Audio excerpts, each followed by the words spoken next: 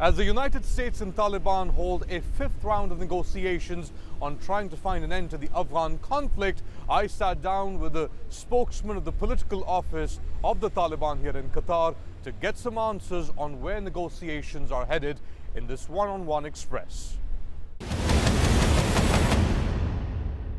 Sohail Shaheen, thank you so much for speaking to TRT World. We are in the middle of crucial talks between the United States and the Taliban. What has been achieved so far in the fifth round of talks? We have divided the Afghan issue. In our view, it has two aspects. The first aspect is external aspect of the issue, which is to talk to Americans about withdrawal of their forces from Afghanistan, and also their concern that to making sure that the soil of Afghanistan is not used against them and their allies. After that comes the internal phase.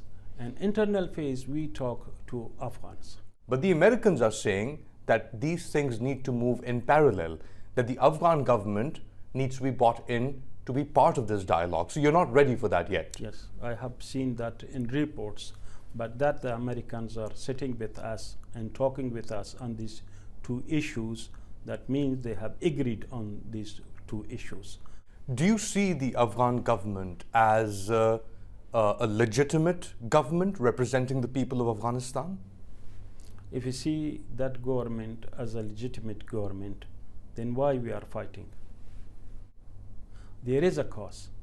We see it occupied. That is why we are talking to the Americans. The Afghan government has been saying that the Taliban is not a legitimate force, that the Taliban is a proxy of external forces, including Pakistan. I totally refute this claim. Pakistan has its own national interest. We have our own national interest.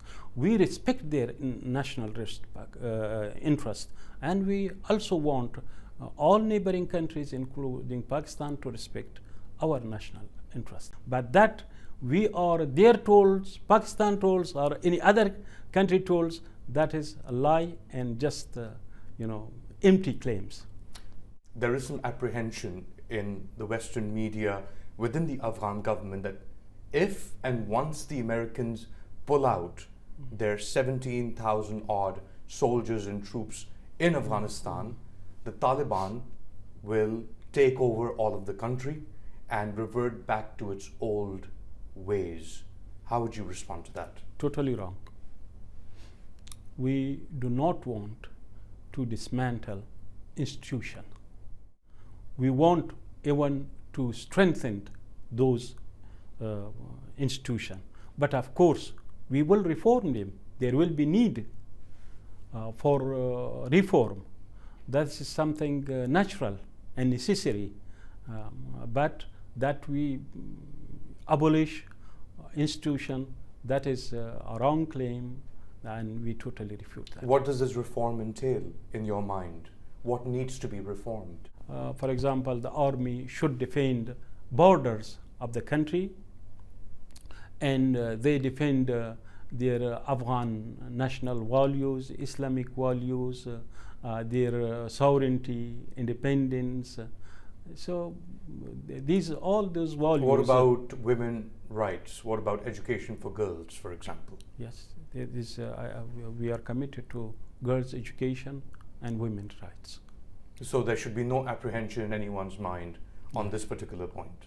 Yes, we said in the Moscow conference and in conferences that we participated in the past. In all those conferences, we openly and publicly said we are committed to all women's rights in the light of Islamic rules. And because alhamdulillah we are Muslim, all the Afghan people of Afghanistan, they are 100% Muslim people, and so we are committed, and in that commitment comes their right to education and their right to work.